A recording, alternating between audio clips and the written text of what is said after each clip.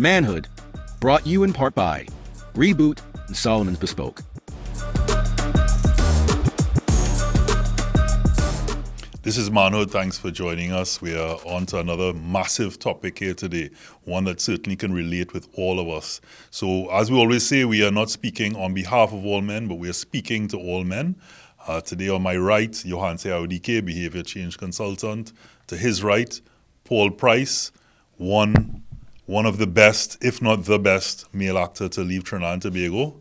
And we'll hear a lot more from Paul as it pertains to this specific topic. And to his right, the one and only Sonny Bling, Karen Seeley, just our brother all around. So the topic today, is it all an act? So are we really being real? Is it all an act? Well, I'll start with, first, how you know if you're being real, right? Because all of us had a childhood. So we were shaped in some way, whether it is from your parents, your guardians, whoever it is. So they instill certain behaviors in you, right? Yes, you may be born with a personality or preferences, but we were instilled, and then we grew up, we shaped in our village or our town, we shaped in our society. So I will throw out first, how you even know what is real for you? Wow, it's funny as you talk, as you say that, shaped by a village and all of that. So I'm working on this film project here, and it's about a fisherman in a village, and he trying to save this village, right? And because it's being protesting, they're trying to displace him, and he's really trying to save this village, to save the community, but really it really was all an act, because really what he's trying to save is his relationship with his father, because the dad wasn't really acknowledged him, and when the father died, he felt like it was his responsibility to save this town, but really he's just holding on to the memory of his dad and an unfulfilled love from a parent. But on the surface, it looked like he's this guy who's selfless and he's trying to save this community and the way of life and the traditions. But really, deep down, it's very selfish. He was really trying to get that sense of recognition from a father who's long passed. So as you said that, it just kind of resonates that, is it all an act? Sometimes you have, on the outward show, it might look, oh, he's a good guy, or he's doing something for the community, but really, what's really motivating that, which begs the question, is that act self, or it's not really it's not all altruistic then, put it that way. But so Sonny, I've heard, a lot of things that you may post even on social media or on radio, some of these discussions, when you talk about being real and how you appear, my thing is, if what you're doing at the end of it all is making someone feel good or benefit in a community, does it really matter what your intentions are initially, or whether you're being true to your intention? Or is it the outcome? Well, the road to hell is paved with good intentions. So I would say one, life is a stage, as they say. Life is a stage, so it is an act. When I say it is an act, you get to decide to say life is what you make it. So in essence, that's the movie that you decide to act.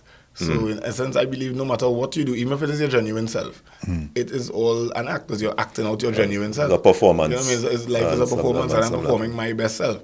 Now, we live in a time, if you ask me, because of social media, where everybody's faking it. Everybody knows that, because for sure, everybody posts only the good times online. When you go on someone's page, you're only going to see them having fun, you're going to see them with their family, friends, whatever, they're smiling. People rarely ever come online and post something negative, put into themselves. As in, they don't paint themselves in one way, they paint themselves in a happy light, and it's all about happiness and fluff and bubbles. And we all know as human beings that is not the case. So in reality, that within itself is an act.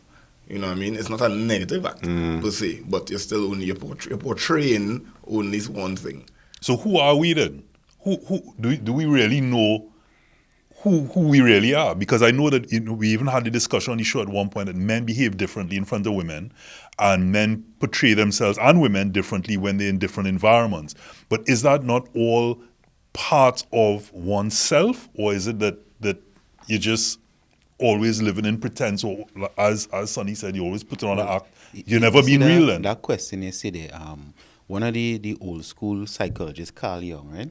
Carl Jung said, this is according to what he said, life begins at 40. You spend 40 years learning stuff, and then you spend 40, well, let's say the next 40 years unlearning stuff. So when you ask that question, who are you? Sometimes we get all these collections of things that eventually we have to decide, well, this resonates with me or this don't resonate with me. And then within that sifting, maybe you could find who you actually are. Well, you know, strange to say that because I would say I just turned 40. And that's exactly what I've been going through within the past 6 months and here right at this point in time. To me, especially with the pandemic just passed a few years ago, so I have what I consider the old world knowledge prior to the pandemic. We lived through it for the past 5 or so years, so we have that knowledge of what it's about now, where life is as is. And then I also have that age that we mentioned on my side where I can say, okay, so now that the past few years would have gone, I went through a pandemic, I have children, I've grown them up who's in university, who's still in school, so I have an idea of what I've done it. I've done certain things, I've checked off the average thing, you know, you've made certain purchases, you've made sacrifices, you lost, you've invested and you won, you know, so now I am, of course, planning the next 30 years. So everything I do has to impact in the next 30. It doesn't have to impact like it's no longer the short term. It's no longer, boy, I want to do this for tomorrow. Right. No, because we're at a certain age and we understand, yes, we learn certain things. We understand that history repeats itself. So at this stage of your life, yes, you know for a fact, if you do this again like you would have done in your 20s, it could result in losses. So you already learn. So it's where we're going now. Yeah, but where does that wisdom come from? Because I clearly still learning, you know, and it just, you know, like you know, sometimes somebody tells you like how many times you have to get that cut, so to speak, to understand the lesson. Well, it's funny you say that because I think life will keep giving you the same lesson over and over until you learn it. And I was just looking at a video on that, and this is an Indian. He was big in the jeans space, and he lives in Thailand and whatnot. And he was talking about you make mistakes, and mistakes are fine. We grow from mistakes unless we learn. We take the lesson out of the mistake so it's not repeated, or you could build on that.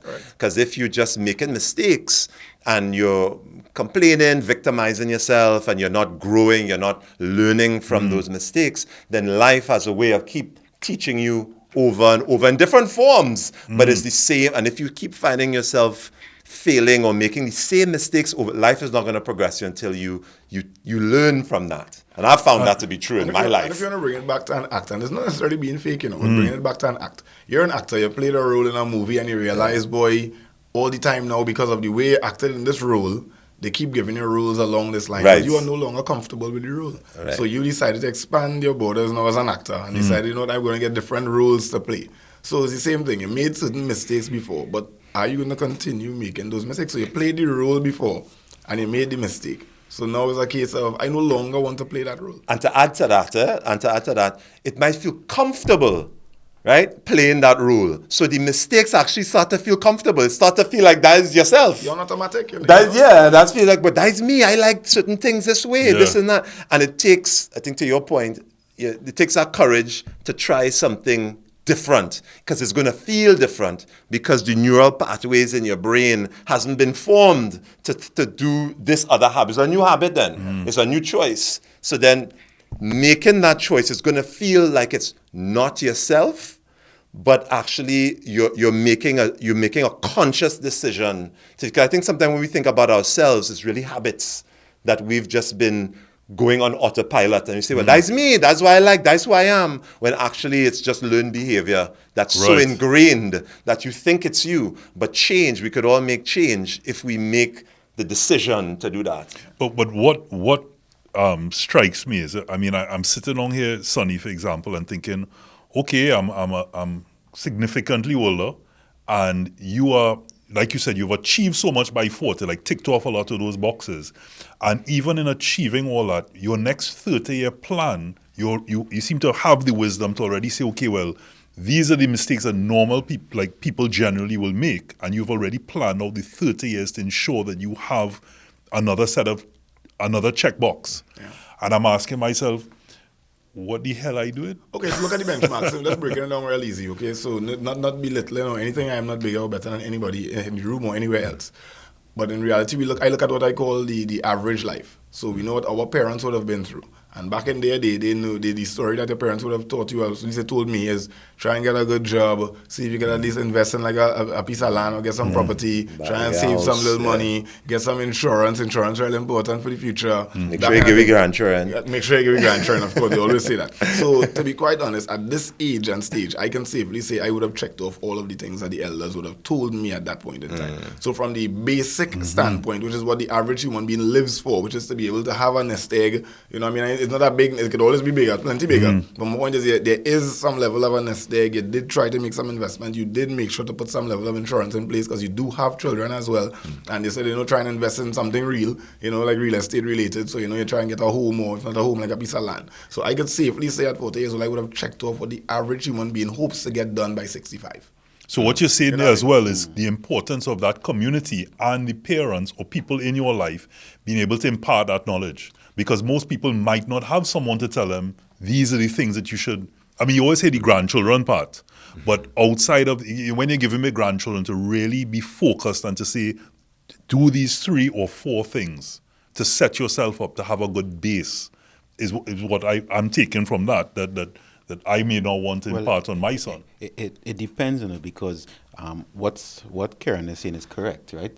Generally, that's what you would do. And you could tell me in your experience and others here is that personally, and even in some spheres in terms of clientele, sometimes when you follow your elders' lead, wherever they told you, because it don't have to be exactly those things.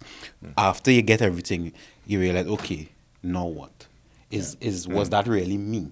Right. I did all the things that they told me to do. I did all the things I was supposed to do. Yeah, so you're being real to yourself. Now what? Does this define who I am now?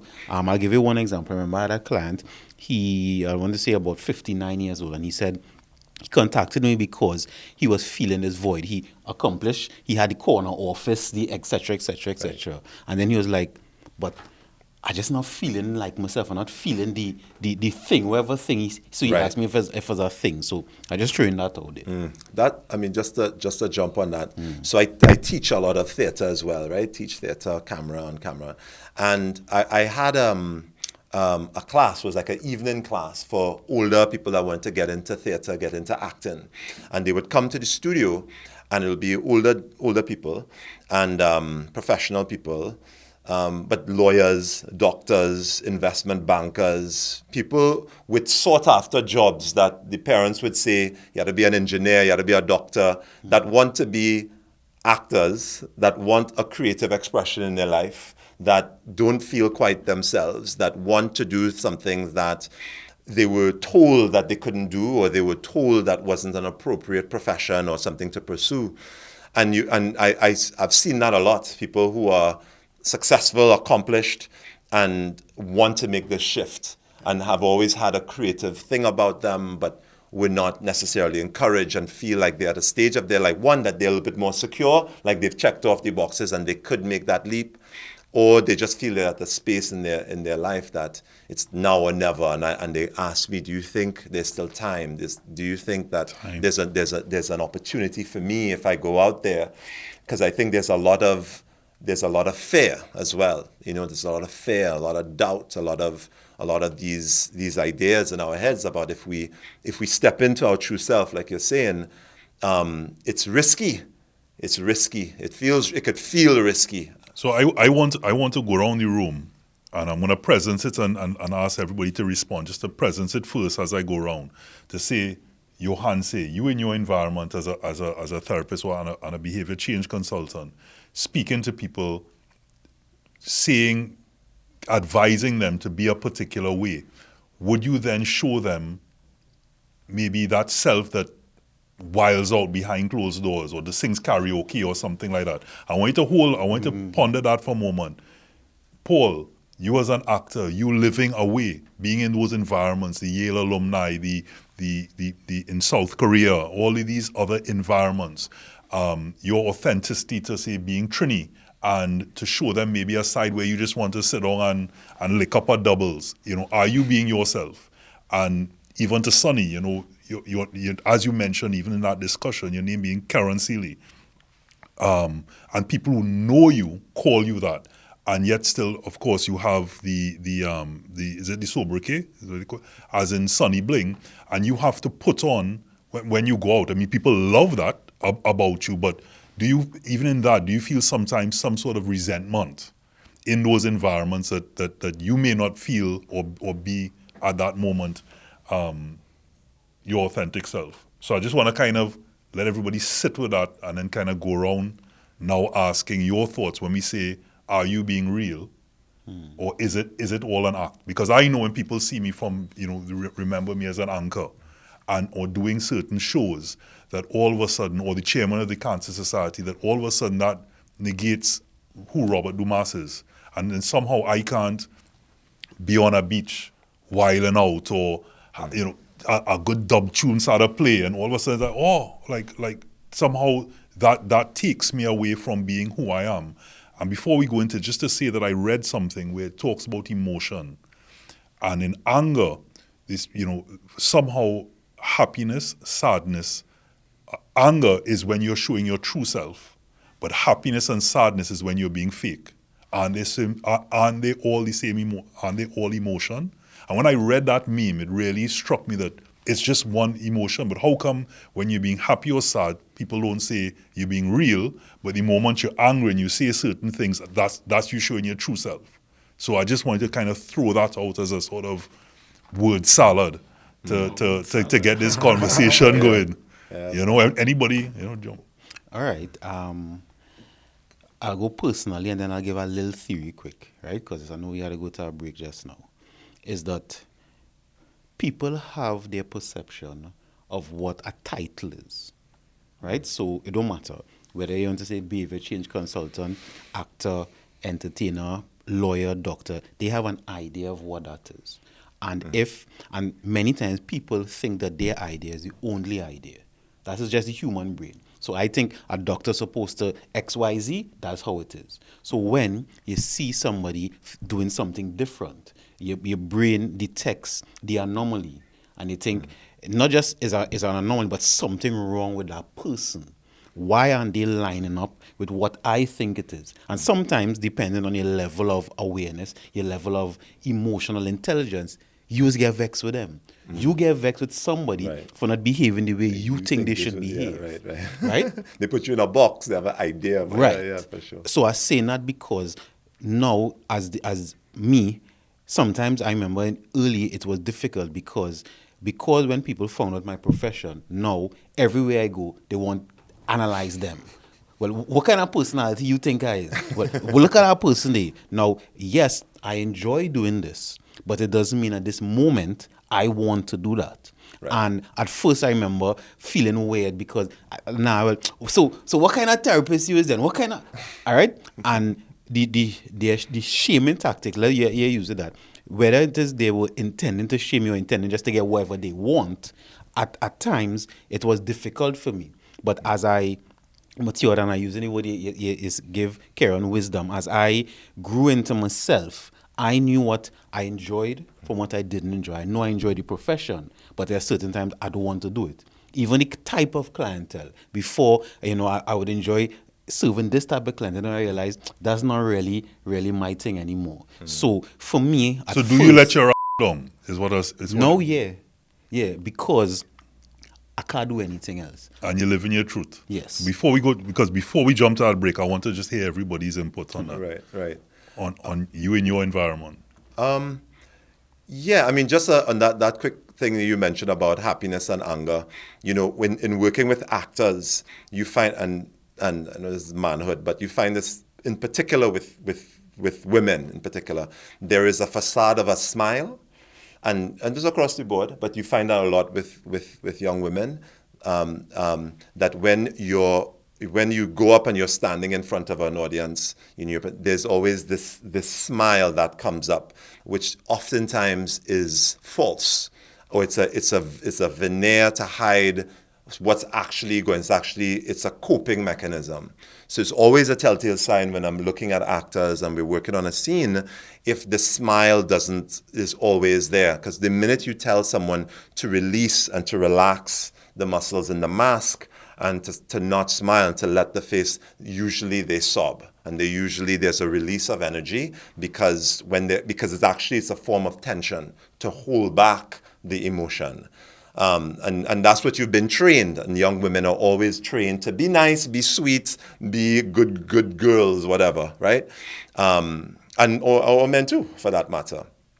So just a comment on that. So that emotion that comes out tends to be authentic. And we say happy or angry, but it's much more complex than that. The emotional range, spectrum, it's beyond what words can actually categorize. For myself, there was a time when I just left Trinidad and moved to New York that I felt like I couldn't speak in my Trinidadian accent because it was communicated that that's not saleable. You won't get work.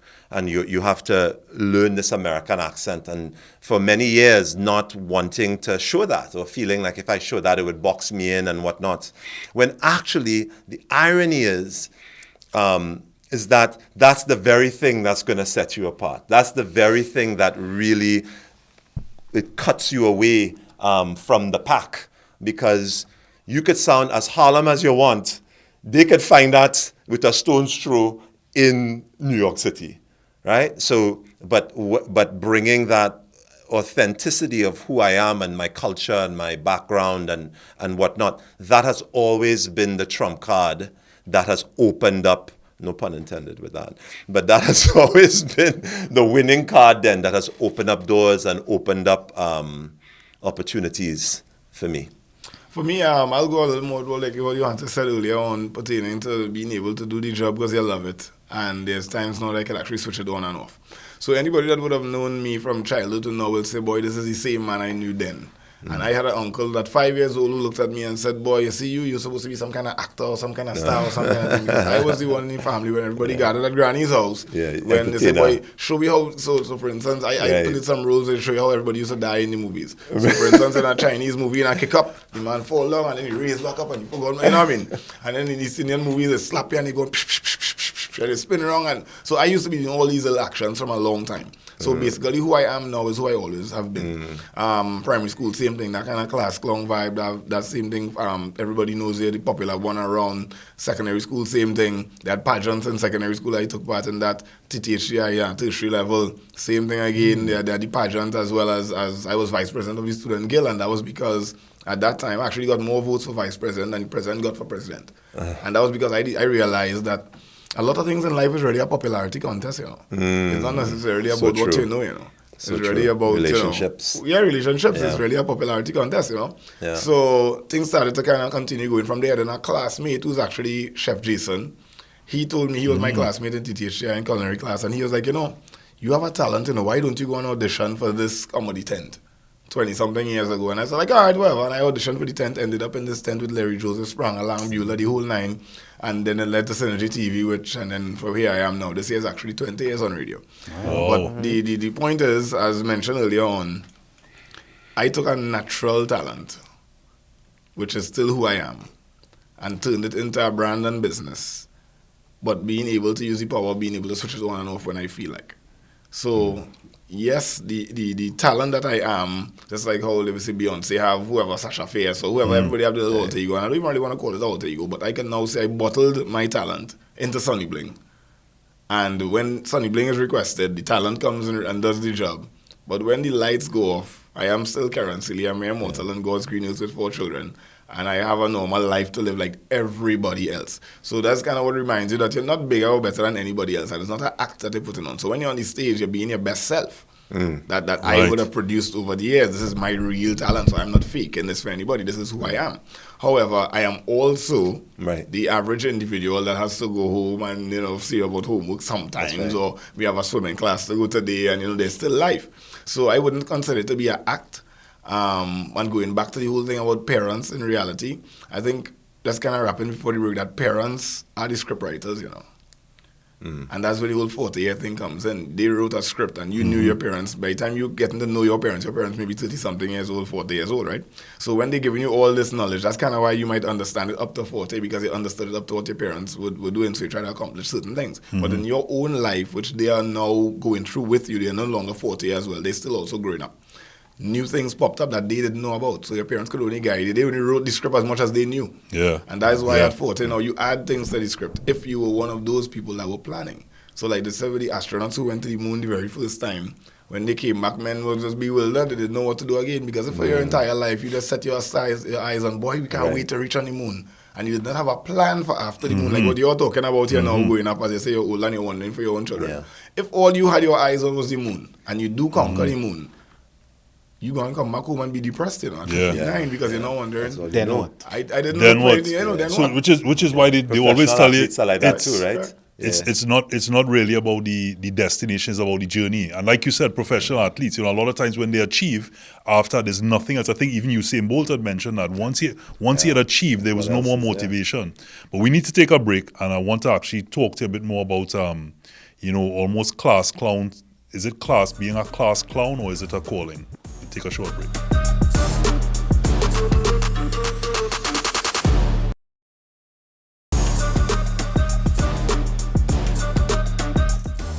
Welcome back to Manhood. We are discussing, is it all an act? And just before the break, we were actually speaking about the whole class clown vibe. So you had a question.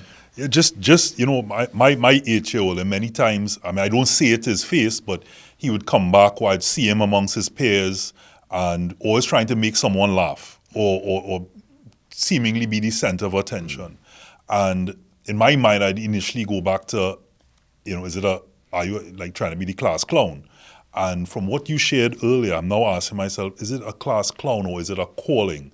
Or is it something that I'm not doing, or in his community, that is it attention seeking?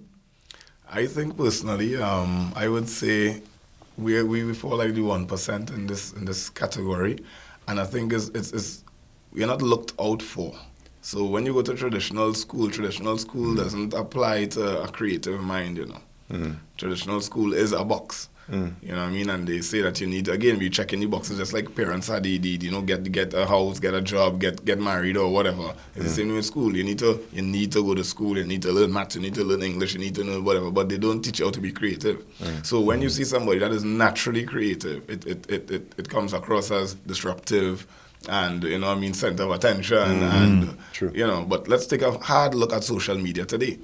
Social media to me is actually one of the videos I actually want to do, which is speaking to social media as class clowns are winning.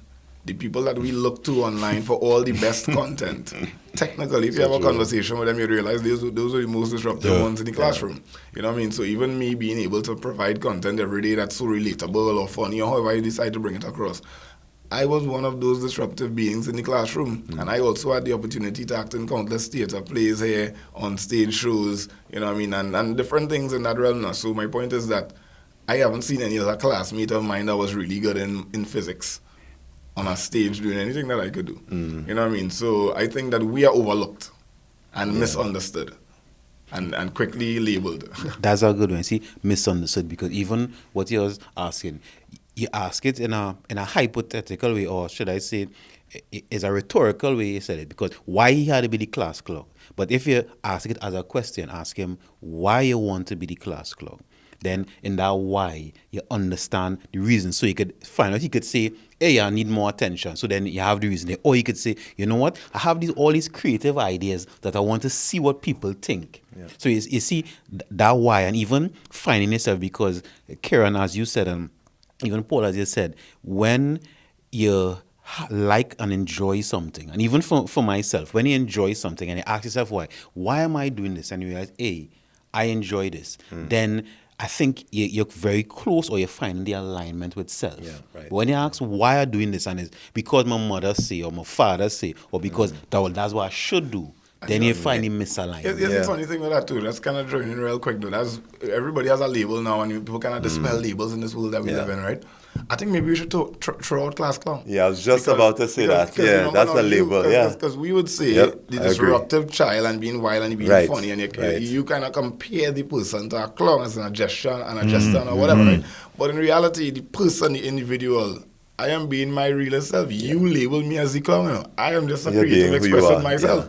Yeah. So I'll tell you why. One of the things I love about manhood and when people share and express in a genuine form, because we being real here, we're not acting, is that as I said it, and one of the things I think I was discussing with Johanse before in another episode, men connect better when they speak out loud. They process as they're hearing themselves, and in that discussion. True. And as I said it, part of me, and I will share this here, is almost because of the experiences I have had in this industry, like you, Sonny, being in this for over 20 years, I know the struggle.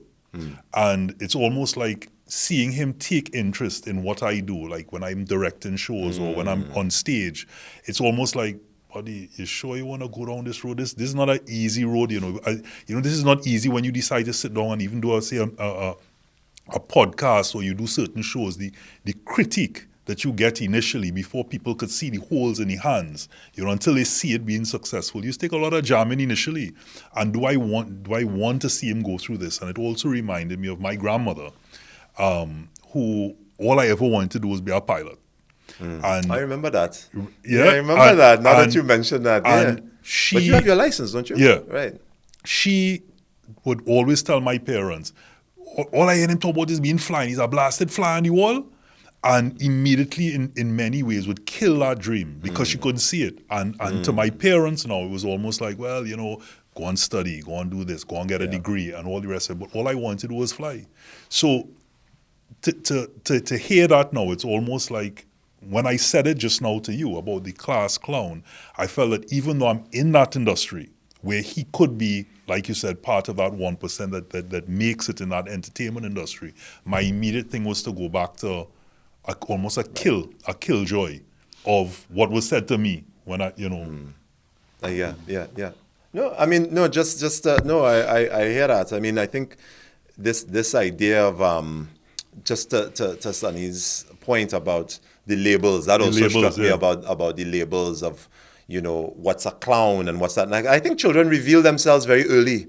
And I think they have no filter. They're the most honest because they haven't been infiltrated by, like you say, the parents, script, society, all those things. And you start seeing it when they start to get to the phone and when they start seeing cues and being self-aware of how they look when they're like as young as 6 and 7 when they start going to school.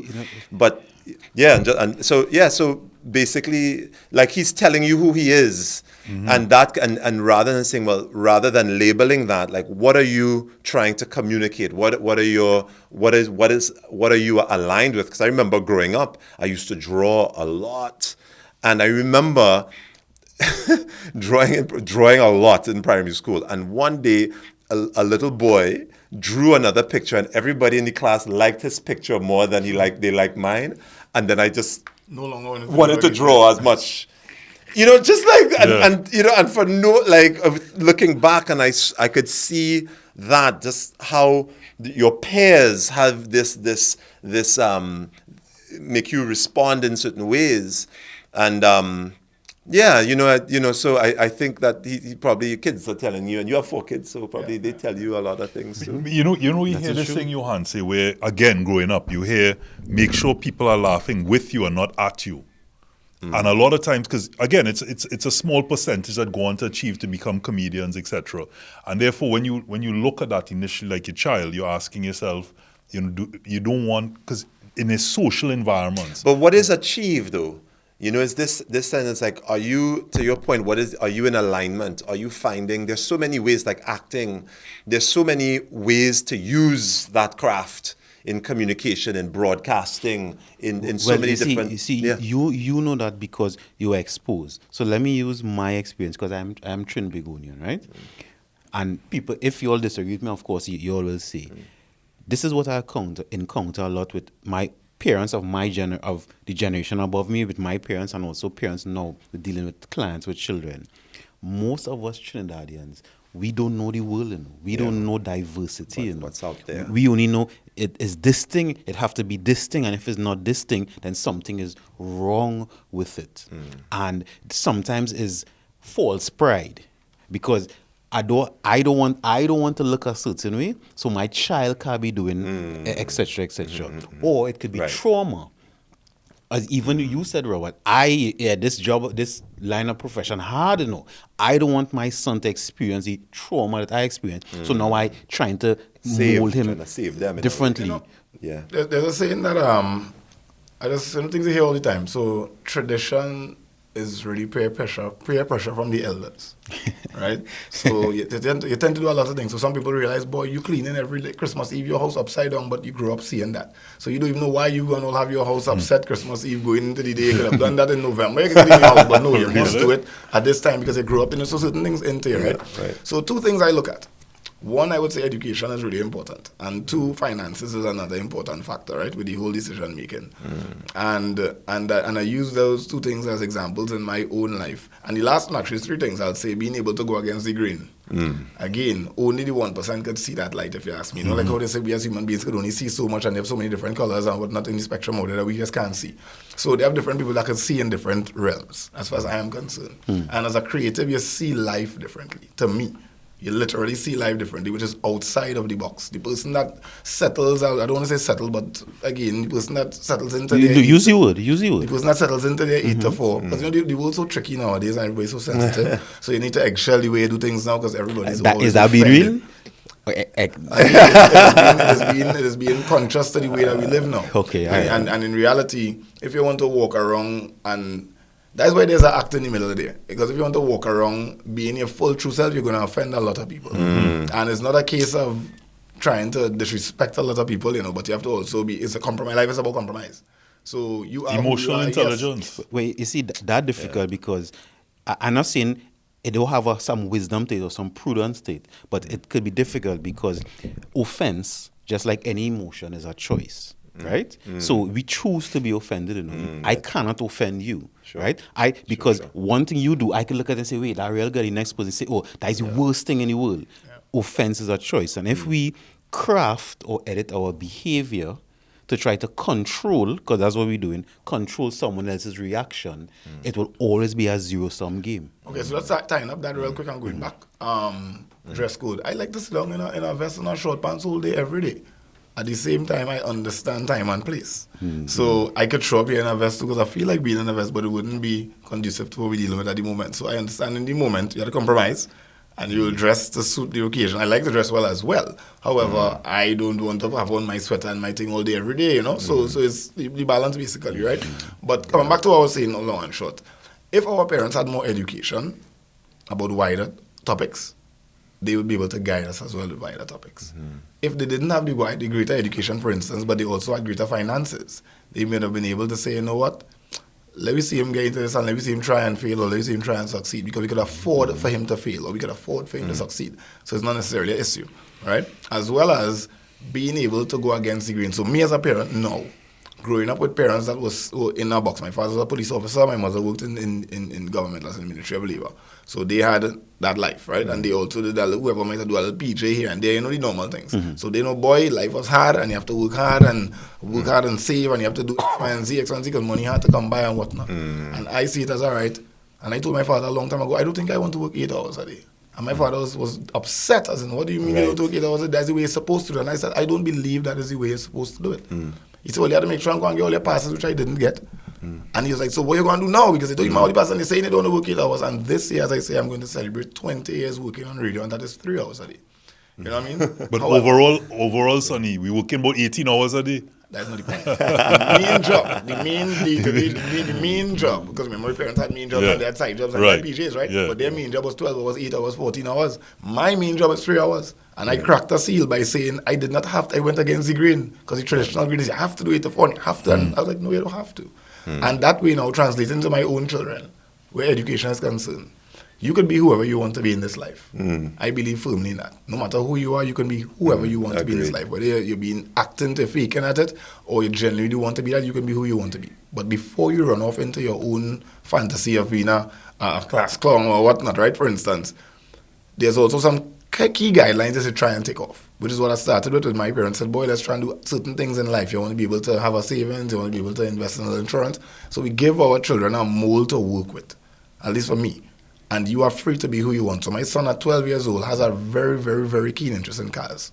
He's heavy into cars. You know what I mean? In Lego, you build any Technicars, he can build any engines, the car's moving, you see any pistons, everything you see. And every day we have a conversation, more than anything else, he's going to tell me about cars. So much so I get upset. So it's like, I don't hear you talking about school this much. I don't hear every blasted day tell him about cars. I don't hear more about damn cars. However, for me now, I realize as a parent, father, and having the extra time, one, and maybe two more dollars than the average Joe to be able to spend in certain things, I was like, you know what? Maybe I can focus my son's energy a little bit more around cars. I have a friend who actually works with us here in the building, has a drift car. So I carried him for a run once, and my son was in the car with helmet on, and he enjoyed the whole experience. And I understand the cost of building one of these cars. So we had a conversation. I was like, you know what? I want to do a project with you, son, that is a two-man project, because I like cars myself. But if you so love cars at 12 years old, I want to invest in a build car.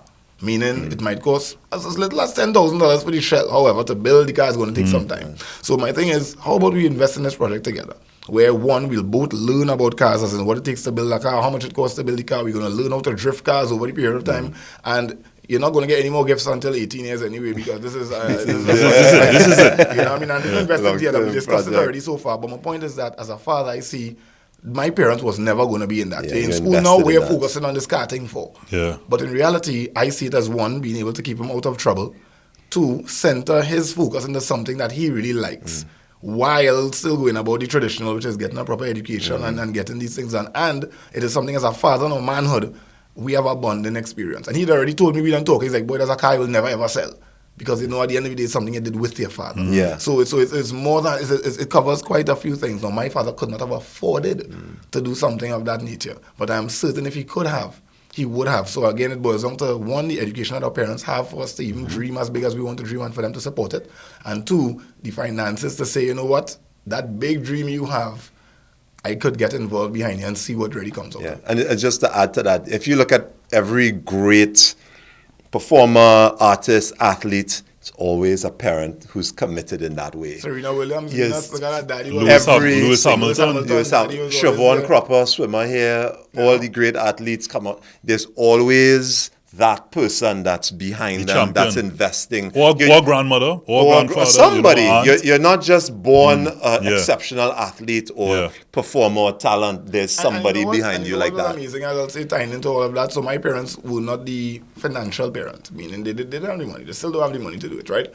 However, what they did over the years, even to this day, they made sure to put in whatever support they could, making sure you're going in the right direction. They're nothing to lose, so don't tell me no shoppiness. However, I've made my parents a believer over my years, because remember again, I didn't want to work 8 hours a day, and you turn 3 hours a day into 20 years. You just said there a couple of things I just wanted, before we go to the break. You said nothing to lose, going against the grain.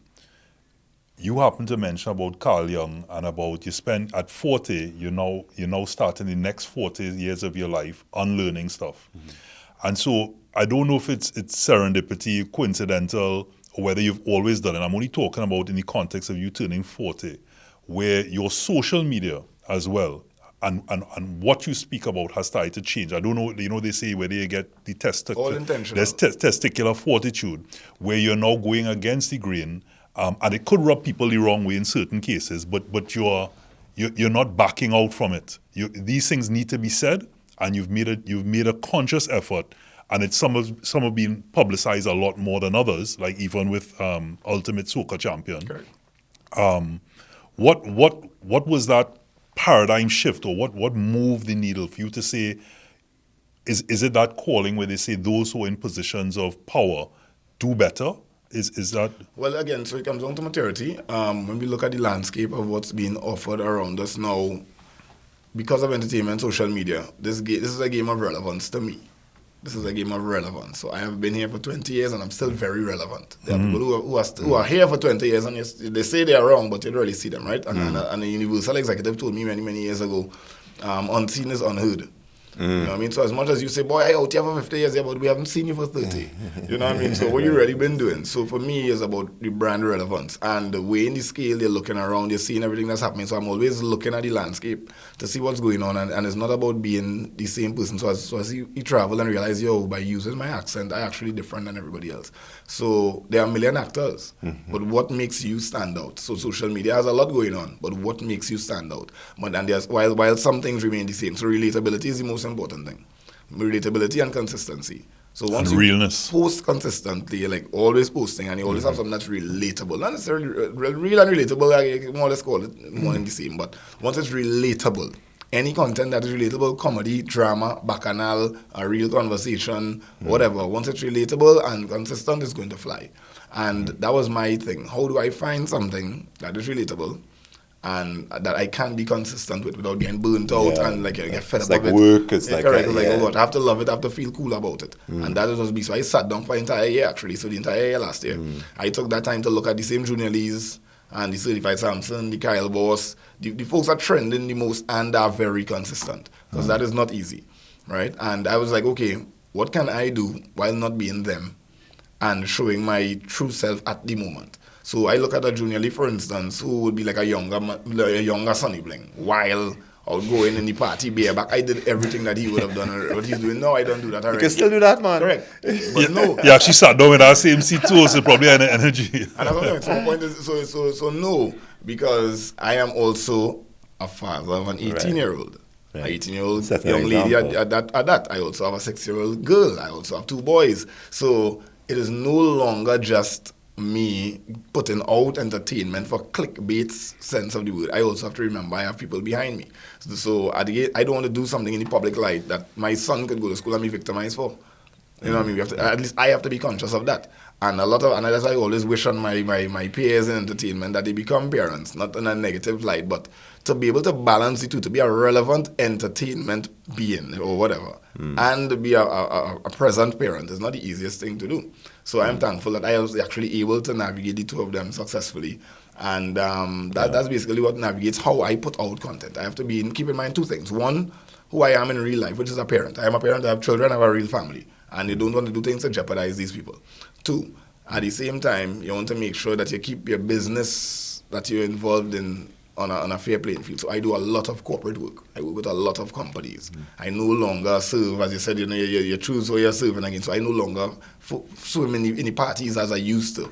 To me, I grew out of that. There are more things to do now, and there are different markets. So because of the markets that I serve, I have to also be mindful of the things that we put out into the public space, because that can have an effect on you. Yeah. In 2016, there was a study that went out saying that all of your employers, 100% of your employers look at your social media before hiring you. And that was 2016, and here we are in 2025. So I know every single thing that I do is under the microscope.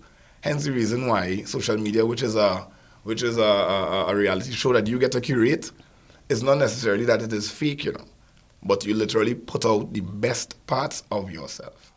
Keep And in with that mind one- that people are looking on and judging. So that one, take us to the break. All right, so you heard it, guys. This is Manhood. We're talking about, is it an act? I don't know. But let's take a quick commercial break and come back with some more.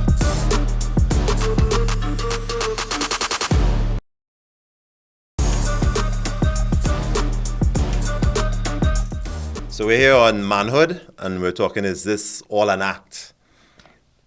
Is it really an act? So far, from the conversation, you feel like, and we're not going outside yourself, there's inside yourself. You feel like you're not just an actor by profession, but you feel sometimes are you acting as Paul or acting as a human? Well, I have to tell you, I mean, having studied this craft for almost coming up on 20 years now, learning a lot about human behavior and how people think and accessing characters and all of that.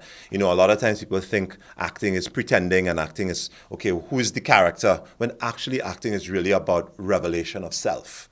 The more you reveal the actors who we love, is really the ones who reveal themselves, parts of themselves, like you're saying, you're the father, you're this, you're Sonny Bling, you're all these different versions of self. And it's really when you're looking at the characters, which I do, which is my profession, you're looking at what about this side of this character and this role relates to who I am. And it might be a side that you've hidden away. It might be a side that's painful to look at. It might be a side that you don't think that's who you are or that exists in you, whether it's a serial killer or whatever. But there is, that exists humanity. It exists in all of us on some level. It may not be the majority of you. It might be harder to access, but there's a side of that. So I've learned over the years in that through this work and working with actors to like, how are you living as authentically as possible? Or at least have an awareness. And I think that's part of it. You're always shape-shifting depending on how I am here with you is a different Paul that's at home with my mom, right? Who's a different Paul that's with my wife. We respond to the energies and we adjust. And that is the different side. It's not false. It's not an act per se, but it is different sides of who we are that we may be aware of or not aware of. And I think by the work that you do, the work that I do, the work that you study, and all of us here in the media and in different realms, we understand that it's an energetic shift and we are shifting. And I think sometimes people who may not be in this profession may think it might be false or fake, but it's really having an awareness like, okay, am I editing what I'm going to say right now? And am I performing? And if you have an awareness, at least you know that is what you're doing. And that's fine. That's life. We need to put on an armor to walk through Potter's Bane, right? Or go through the city sometimes because you might lose your mind if not.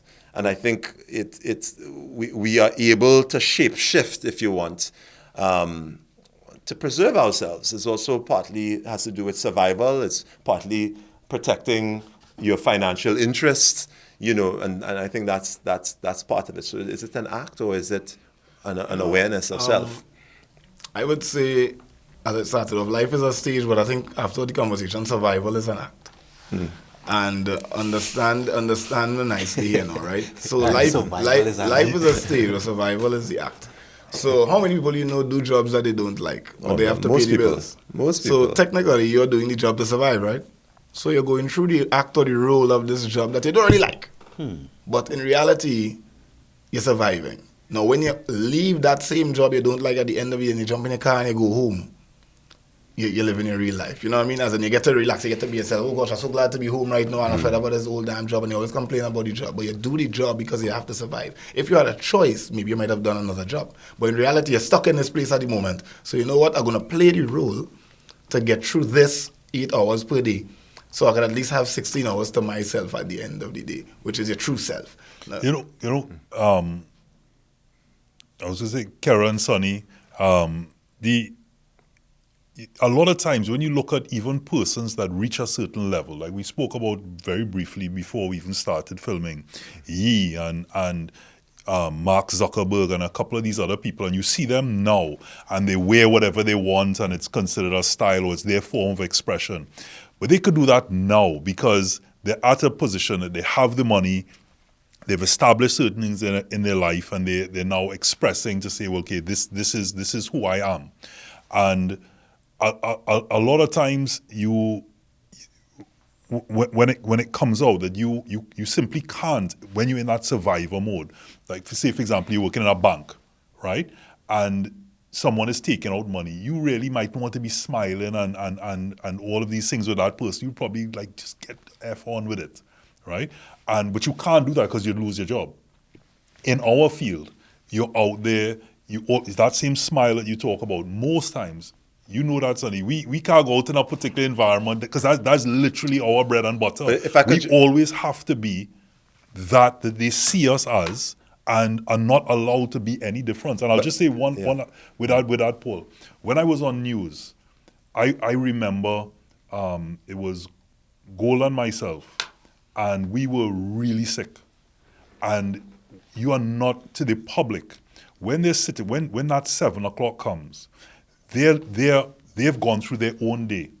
They're not looking at TV to take on your problems, No, of course. to take on your drama. Of course So not. Of course. you are just literally holding on, waiting for that break to cough, to vomit, to do whatever you have to do so that when the camera comes back on, you're perfect, right?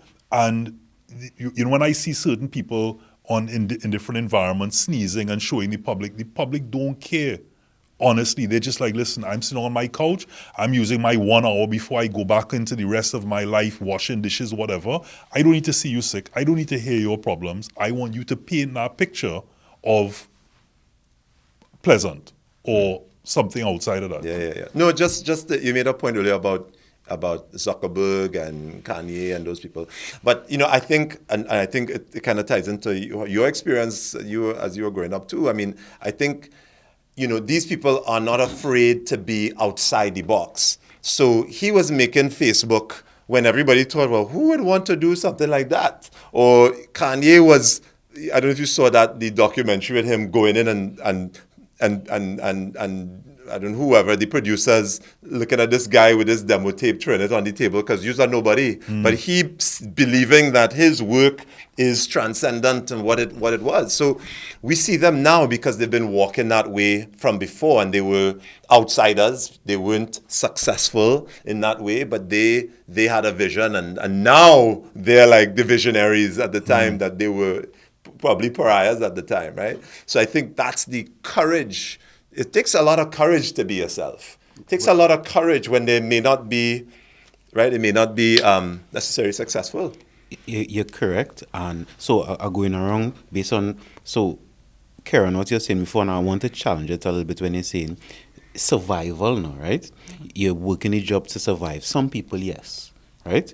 But sometimes it's because you're doing something you really don't want to do. Because of parents, we talk about this already, because of society. So you're not necessarily in survival mode, but you're in all you know, your script, you're running out of script, but you realize the script after the script is not what you want to run. So that's all I know, so I'm doing it, so that when I'm not doing it now, I am myself.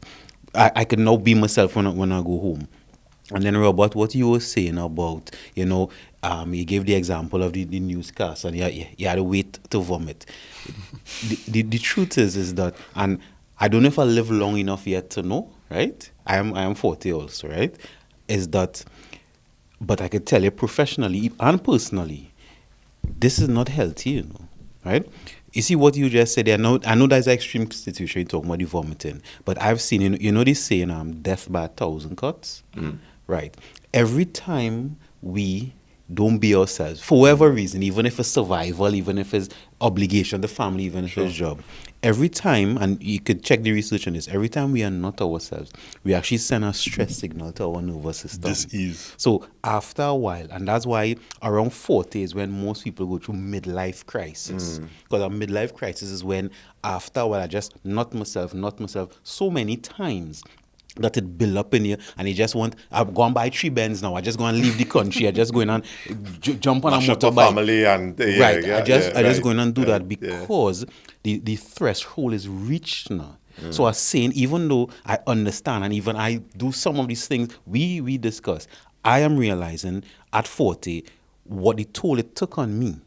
And then, of course, seeing clients, because even as a younger man, I remember before I had any grade in my beard, I remember a client come and say, well, you know, he look at me, say, your beard black. Yeah, I'm looking your face Well, you know, and I say, well, I mean not near, but talk to him, and he's an older man, and he was telling me, after a while, you're doing these things, and yes, you see the quote-unquote boxes you tick off, but it's not me now. Right? And I'm not myself so much. And then we're talking about media and media personalities. What we supposed to do, what people see. And then people, when they turn on the TV, a TV can objectify who you are now. So I is not your hands, you know. I am a behavior change type. So when I don't know if he this cry or not. I don't care what's going on, you know.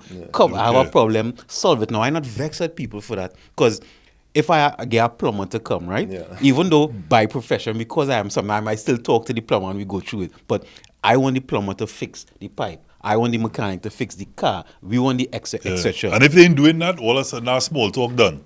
Right.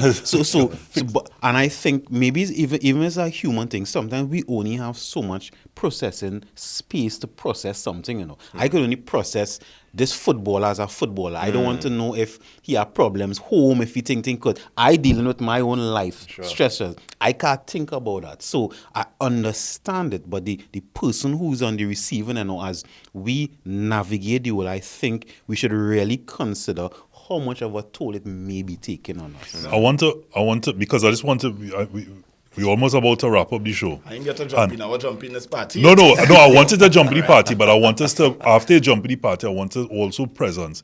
When we talk about is it all an act and are we being real, there's also a part, because this is manhood, there's also a part of us, actually the entire parts of us, which is being a man.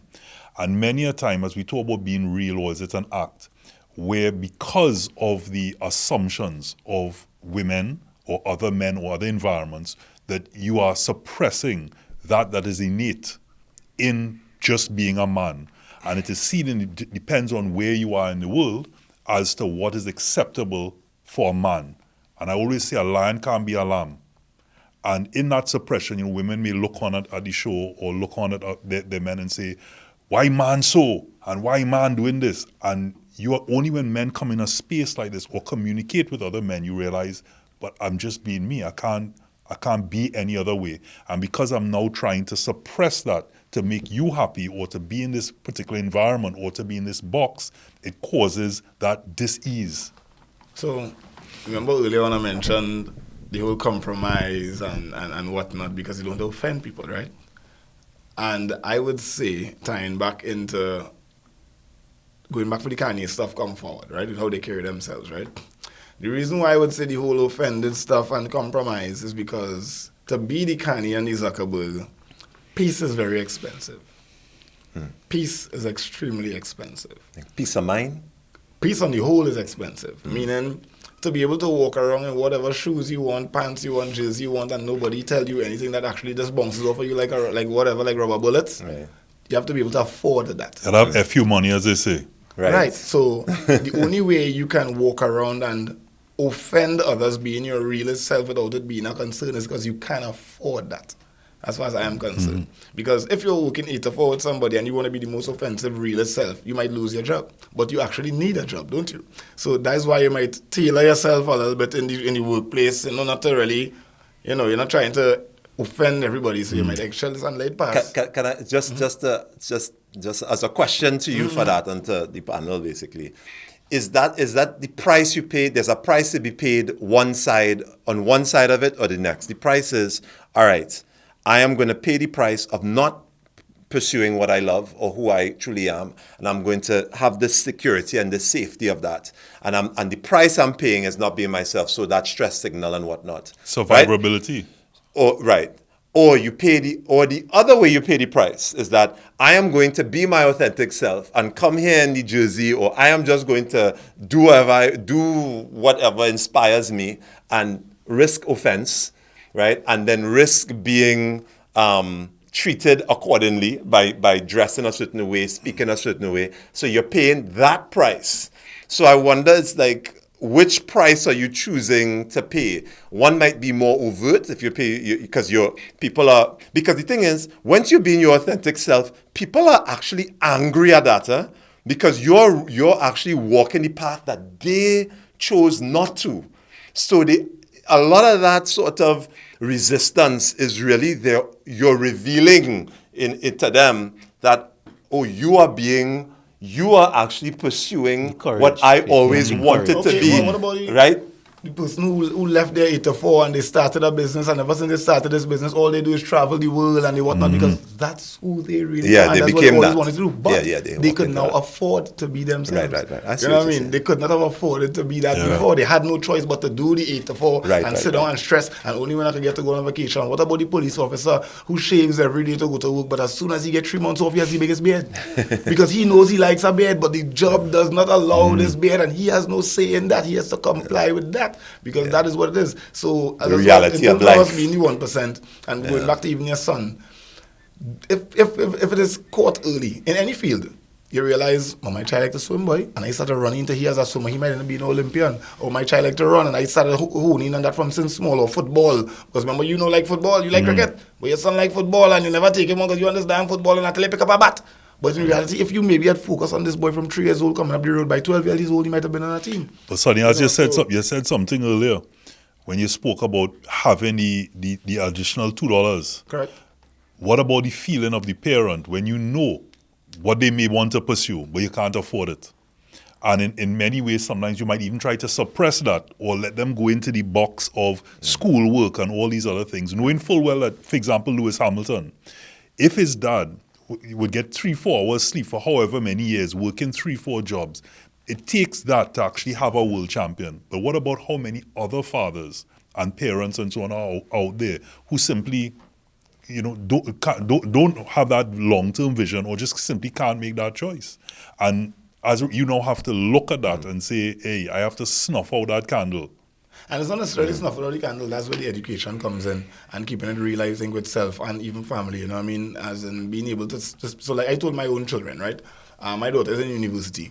But I also told my daughter that in reality, you don't really have to be in university if you don't want to be. I remember in my days growing up, parents would be, you have to go primary, secondary, tertiary, and then get a good job. You gave her the choice, wow. No, I didn't give her the choice as in don't go. My point is she wanted to go. However, I am letting her know that in the world that we live in today, some parents may take like the long time days. A lot of parents spend upwards of $500,000+ educating the children, and the children not even in the field of work today, right? Exactly. As opposed to, I am the parent that would think about it as in, daughter, if you showed me that you have what it takes from an entrepreneurial side, and you say, you know what, Daddy, I have a really, really big idea. I think might cost $150,000. And you want to, instead of me going to school for 5 years at $1 million, I want a startup at $150,000. If a lot of parents could have afforded that, they might have tried it with their children, However, a lot of other parents decided, no, the system says go and do so and so. I need to take a loan to educate you. I go and take the loan. We go figure it out after. I can't even afford to send you to school. But I go and take the loan because that's how it is supposed to be done. And everybody is stuck in a box. So I think if people are given more opportunities to think, we can get better results as well as we being real, as I said earlier on. So you cannot afford for my son says that they want to be a pilot, chances I can't afford it. Right? However, what I can tell my son is, son, here's what you can do in the meantime. Go to school. Get these passes.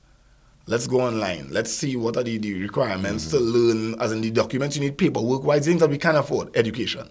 Education is affordable in the country. Let's work on the educational side of things that actually tie into where you want to go. Right. You never know. You may be doing so good in class, you get a scholarship. You know what I mean? And my point is that you propel yourself through having that vision and support that we still end up there by the long run. There. So I just want to use us as an example because even with that can't afford, where there's a will, there's always a way. People only see the decision you make. They don't see the choices that you have, right? Correct. And I want to use that as Paula mentioned about being a pilot.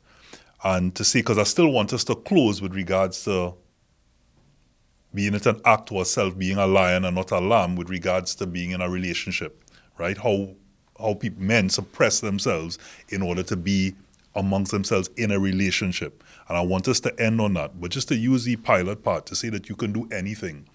I was in a similar situation, and part of the reason why my grandmother would always say, be a fly on a wall, and even my parents, they gave me all that they could, and I can't say I grew up wanting. But pilot school was something that certainly, especially back then, was extremely expensive. And Paul and I used to live practically in New York, and when I came back to Trinidad, I said, you know what, I'm going to walk into a flight school. And I walked into the flight school, and I met Nigel and Geeta, his wife. And I sat down and I told them what I wanted to do. I'd always loved to fly, and I just wanted really an awareness of the environment and what the cost was. And they looked at me and they knew I had a skill set. So as a presenter, I could have directed, and they said, you know what, you do something for us here, which is what we wanted to do, and we're going to do something for you. It turned out that what I gave them was way less than what they gave me because, I put together a couple ads, ads with some friends, some things, and they just allowed Aerial World Services. I will always remember Nigel and Geeta for that because it was a void I had at that point, and they made that dream come true. And like I said today, I know I can go to that school and say I could take that one up in the air, and they would accommodate. Yeah. But I'm saying to you that it went from me thinking, initially going in there and thinking, okay, well, this is way beyond me. And a way was found because I had another skill set that they were looking for at that time, and serendipity. They were very open to it. So I'm only using that because you happen to mention pilot school, that there's always a way.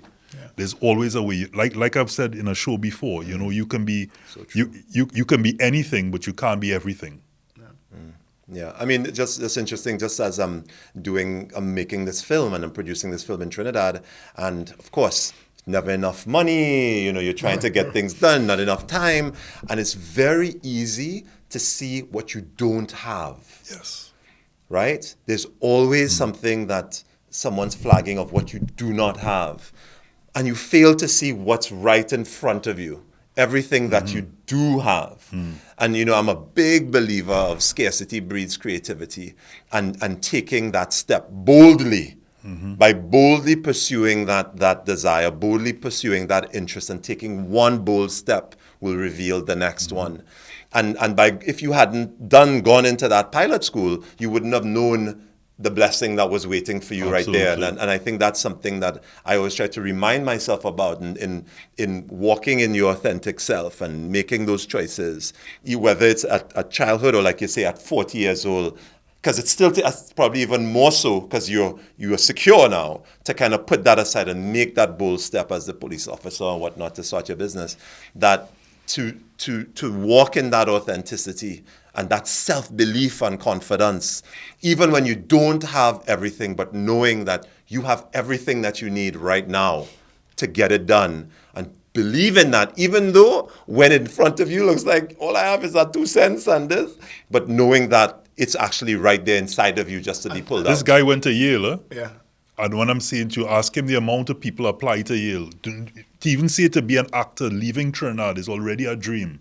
And then to get into Yale, one of the best schools for acting. And here he is, a graduate. And that's why I like what you said in terms of believing in yourself. You know the sayings, fake it till you make it, right? I think faking it till you make it is actually a real act. Because it is. It's believing in a different self. You believe. So in other words, it's like you saying, boy, I want to go to the university to become a doctor.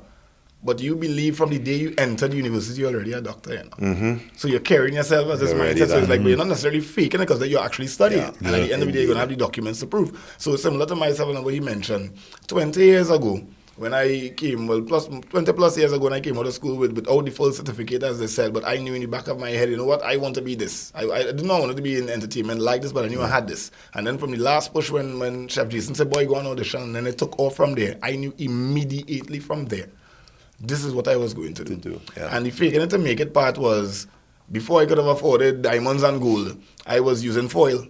I used foil paper to make my chain and my ring and whatnot. So I didn't have the real jewelry. I didn't have the diamonds, but I had diamond foil. You know what I mean? Precisely. And then the suits that I wear now, I didn't have the suits 20 years ago. The suits I wore 20 years ago were actually my father's suits that he would have had in childhood. And he only had like about 3-4 of those particular suits from when he was 16 years old, come up the road.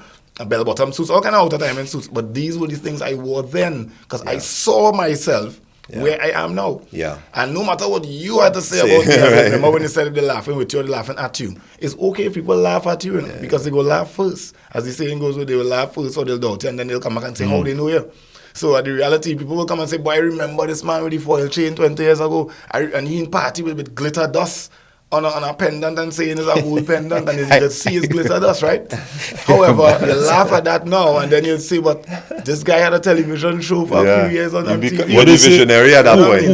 Who laugh last, laugh loudest? Correct. So I said really boils down to, yes, fake it till you make it. It is an act, but it's an act that you know you want. That's your role. That you're acting the role you want to get into. In life. It's just that you don't have that full stage just yet. Yeah. You know but you've already seen it, lived it, experienced it. And you're going for it. You're going to see it eventually, whether it's tomorrow, 10 years, whatnot. But you're living that reality in your mind. Every given day. Yeah, any given day. It's already done. It's done. And even relationships, as you mentioned, like tying it back into your own relationship and in your home anyway, it boils down to the same compromise.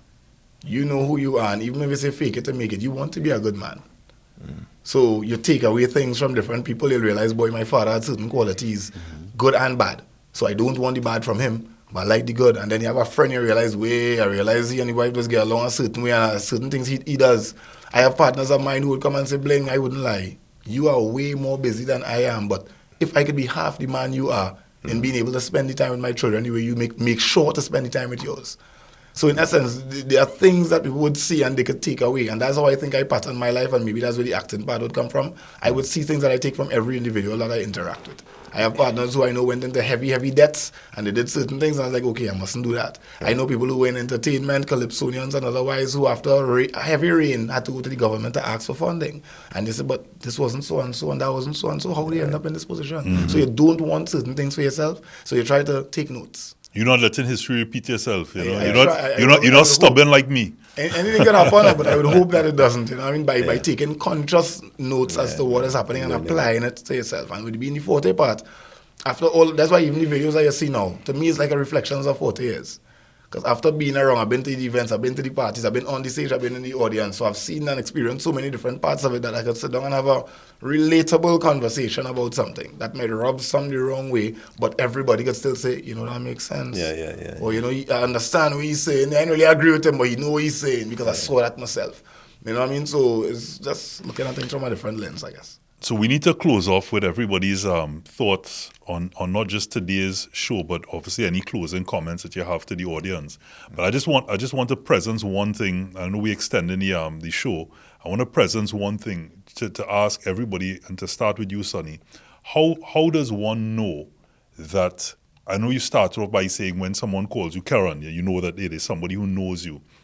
How does somebody know that you are being real with them, and that they can be real with you in terms of they have a real connection? Maybe not friends or colleagues, but to know that, okay, what he's giving off here is not just in that sobriquet. I think real knows real, as they say, and energy doesn't lie at all, and that's directly what it is. I would say real knows real. There are people that would perceive us in terms of entertainment. Certainly you would have seen it outside that because of what, just like yourself, everybody in the room actually. So you're Robert, the newscaster, you know what I mean, you only know to talk to people about certain things. So they may see in a line and be like, we talking and talk over here, and you might walk in and join the conversation, for instance. And it's only when you join the conversation you realize, hey, we didn't realize you have all this knowledge on this particular topic. Right. So in reality, they know you as one thing, but only when you in that conversation, you'll feel people out, you know. I don't think it's really hard to identify ship talk. You know what I mean? Energy is real. Yeah. That's the best thing for me, I'll say. So that one, just tell me your thoughts on today's topic. Anything you want to share with? I think I don't think we really get in the whole meat of all of the matter, if I would say, because I think a lot of topics that we share, not just on this program, even on radio, for what the work that we do, we are not given enough time to share on these topics at all. Commercial breaks and, you know, music to be played and different things. So we tend not to really get into a lot of real topics. What we do is scratch the surface. But I still appreciate, as someone who has a good relationship with my own father, I appreciate where these conversations are going, because these are things that we spoke about growing up. My father was a community police officer, so he spent a lot of time in schools talking to children. I was very miserable. So he always used to come and say, boy, imagine actually reaching children outside, but I can't reach my own at home. And because we clashed a lot, so similar to yourself. So he was a serious man and believed in X, Y, and Z, but his son was a glad man. You know what I mean? I like my entertainment. I mean, not necessarily entertainment, but a glad guy, class clown and whatnot. I might get in trouble with different things, not fighting, but, you know, talking too much with it, so we didn't understand each other very well. But my father right now is my best friend. I could say that directly, like one of my best friends, because he didn't understand where I was coming from then, and I didn't understand where he was coming from then. Meaning, you know, parents would be like, you must do this, you must do that, you must do that. Like, why are you getting on so? But then, and I am not saying, I am not going to do everything you do, that 8 to 4 thing and all that hard work. I'm not going to do that. And he didn't understand that, but I am old enough now to understand the things that he was trying to teach me from a parenting standpoint that I could put onto my own children. And me going against the grain and being successful doing it, I was able to make him a believer and break the mold of his thought, which was it had to be only one way. And I taught him that there was more than one way. So he believed in me being able to do that after a period of time, and vice versa. So we have a very, very good rapport, I would say, on that stance. That stands right there. And that's what I was telling earlier on in terms of being a parent. We have to really be more open-minded. And we only know as much as we know. So anything else these youths come with now, go and be like, what are you talking about? You know, so when as a parent, when you had a child growing up, when we were growing up and we like video games, and we would say, boy, all the parents say, all of this playing video games, all of this playing video games. And I read a study a couple of years ago that the video game industry was valued at about $70 billion a year. So, and there are people who literally sit at home and make money by a gaming, but our parents, we might have missed the bus on that. Understand. Because we had friends who know how to play games real serious, but yeah. the parents would never believe, how you mean you're going to make money playing video games? Go from here with that. Yeah, yeah. So They just didn't know. We need They to just open our didn't minds know. as parents to give everybody else a chance to be. I mean, as a final thought, I would say, I think it's important to guard the mind. Guard the mind. And what I mean by that is, I'm a big believer in meditation. I'm a big believer in self-talk and the words that we use to define who we are, whether it's labels like, God, I'm so stupid, I shouldn't do this. God, you're always so dumb and whatever. The words that we tell ourselves, to ourselves and out loud, we wouldn't dare say that to other people. Or people that we care about. And I think the first person we have to care about is ourselves. And especially when we're embarking on a journey or in a venture that might be new or foray, we're trying to pursue a dream or pursue our authentic self, as we've been talking about. I think it's what I find for myself is when I first thing in the morning, I guard the mind, prime the mind. Articulate verbally out loud my value, that I am the best at what I do, and that I am any challenges that come my way, I have the resources, I have the intelligence, I have the experience within myself or in my circle to solve any challenge that comes before me of the day, and feed that with intention and have an intention for the day of this is what my intention is and this is who I am. To your point, this is who I am, even though it may not have manifested in the dreams or in the ways that I've seen it, but this is who I am at my core. When I'm able to do that, no matter what comes at me at the day, I'm fortified and I believe in myself to be able to move forward in the day. So I think being able to articulate with certainty that you are the best, and not that you are better than other people, but it's a mindset of growth. It's a mindset of being able to understand when fear comes at you or when doubt comes at you, that has nothing to do with you. That's more revelation on the source from where that comes, and that you are about you. You're just in the process of bringing into reality the thing that you've been living in your head for months, years, weeks, however long, And so, I mean, to me, that's really authenticity. That's whether it's an act or not. I think to me, that's really the authentic self. Yeah. Okay. I agree that we just scratching the surface on this. This is a beautiful thing, because back in the day, and I was telling Robert before, how school was in terms of the philosophers, Plato and Aristotle and all of those guys. They used to meet about maybe once a week, once every 2 weeks, and just have discussions like this. And then go back out in the world and practice the practicality of it to see what worked, what didn't work, and then they meet again. That's where even the term, the school of thought, came from. Right? It wasn't a sit down and you just maths, English, as you were saying before. And then what I heard today, I noticed a common thread, right? Is that, Sonny, you were saying from young, you were doing these things, right? And we fake it till you make it. And then you gave some examples. Since you were young, you were doing these things, even though you weren't actually, quote unquote, it yet. And then I was thinking about myself is that I remember once a classmate of mine told me, and I didn't even remember that, when I came into school, I said, I'm going to be a psychologist. And everybody just tell me a problem so I could get practice from now. I didn't even remember saying that. Now, and then we hear stories about other people.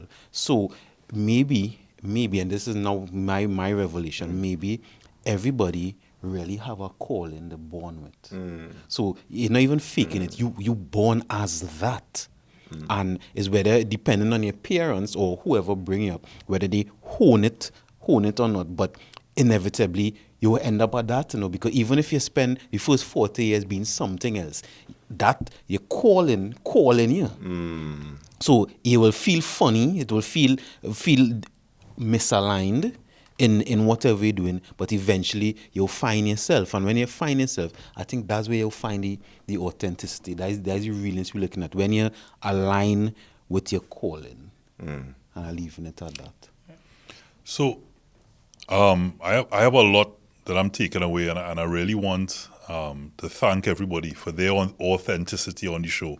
Because it certainly wasn't an act, and like you said, energy sees energy and feels energy, and I certainly felt the energy here.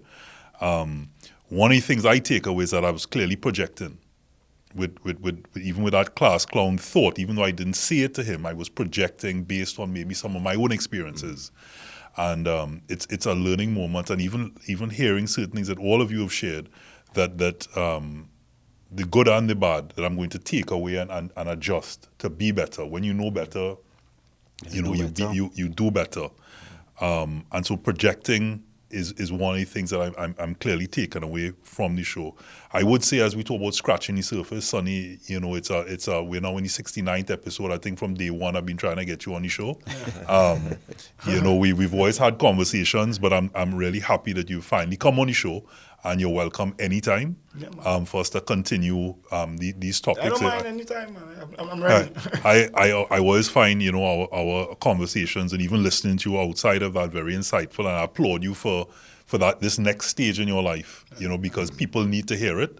And you have a forum, and it's always good that when people live vicariously, like they say, that's what I'm saying, because many people talk, and they talk in their own environments and the safety of that environment. But if you're doing it in the safety of that environment, then you never step out. You spoke about comfort, Paul, and it's like the frog in the petri dish. A frog will stay in a petri dish and boil to death before it jumps out, because it's comfortable there in that water. And you have to step out, because only the people that go against the grain and go the other way, everybody else is just leading. They're sheeples at that point. It's only the people that go the other direction actually see another frontier. So I would simply say, to thyself be true. Wow, you took the words off my mouth. I was going to cut you. I was going to cut you and say my father, that's saying, Be in alignment, the energy is right. What's me to thy own self be true. Yes, Despite how, as I said, the whole fake it to make it or not, you know what you want, That courage. And you literally took it out. Exactly what you said there. You know exactly what you want for yourself. Nobody knows what you want for yourself more than you. Yeah.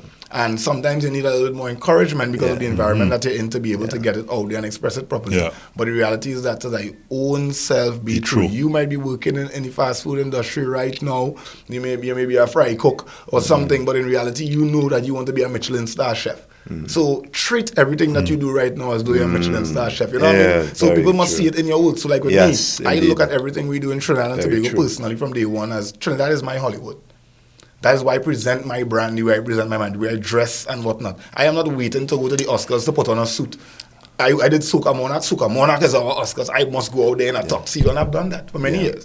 You know what I mean? So I treat the stage with that respect. Just to jump on that, I know you're wrapping up, but we had a meeting. We were looking at we were interviewing people for different roles in production and whatnot, and we were talking to this young lady, and she was saying, we were asking about her experience. She's like, I met this person, and they came down, and they're doing things on an international level. We had that international. So in my mind, I was thinking, well, why can't we just be international in Trinidad? Correct. Why is it that someone has to come here to show us what that international level is? We are part of the international community. What is international so there's what is international anymore? Yeah. Most of the time, Trinidad and Tobago does it way better. We are part of international. Why are what we are doing not as international as anywhere else in the world? Yeah. And to start to bridge in that gap of excellence and greatness and the expectation of that. Anybody coming in, and there are a lot of people doing international and premium level in Trinidad. We know that. But I think it's like coming back to education, like you were saying and whatnot, that we are international. Yeah. You don't even know have to come and show us anything. We know what it is. And wrapping up, I know we can't real extras doing Yeah. it right now. No editing on this show. No editing on this show. Balanya. In terms of you mentioned life and being an actor. I think of somebody in any job. You go into a job as a janitor, and then you ended up a floor manager and whatever until you end up being the CEO in this company. Is that person acting? You know what I mean? You're going through the stages of life, and in every role you play a different role, right? But within the same education was what it was expanded, and because of the education that you now have, it puts you in a different place. Basically, you know what I mean? So you're going through life, and the same thing you would have started, as you said, you had certain clients, and then you realize, boy, I want to shift up the way that I deal with some of my clients, X, Y, and Z. It's the same thing with me. I started playing in Pasa and in clubs and all these things, and I no longer really do those events. I'm not against the events, but in growth. So we no longer do certain things, but that doesn't mean I am not that. You know what I mean? You're still that, you know what I mean? And if they call you in the morning and they say a certain client need you now, and it's not, I don't serve them so again, boy, but what I mean, you need me, I come in. You can handle it. So it's not necessarily actors. I just look at it as a level of education. A mind once expanded doesn't return to the original size, right? So the fact that the brain is keep on going more, you could only do more with what you have. You're not going to do less. You're only going to do more. Until you can do what you want, like Kanye and Mark Zuckerberg.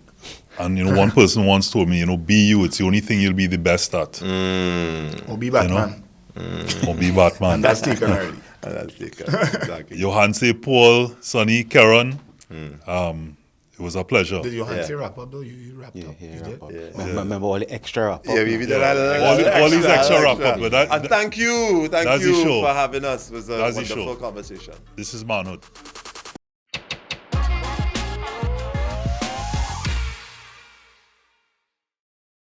Yo, my name is Amy. The name of this song is Love Gun. And right now we're live on Manhood Spotlight.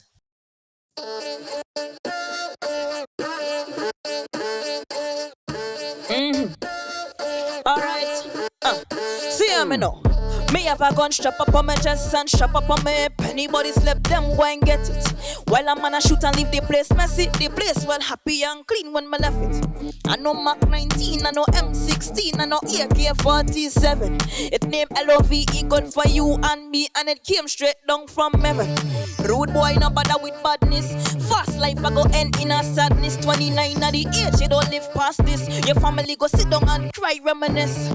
So listen what me say. Give the bad man them gun and take one for me. Don't study the gimmicks and the life for the six. You live by the gun and not how you exit, boy. I say me gun go la la la la la la la la love. La la la la la la la la love. Me gun go la la la la la la la la love. And everybody wanna know where me get this from. La la la la la la la la love. Everybody wanna cup one in a me gun. Me say la la la la la la la la love. Me gun go la la la la la la la la love.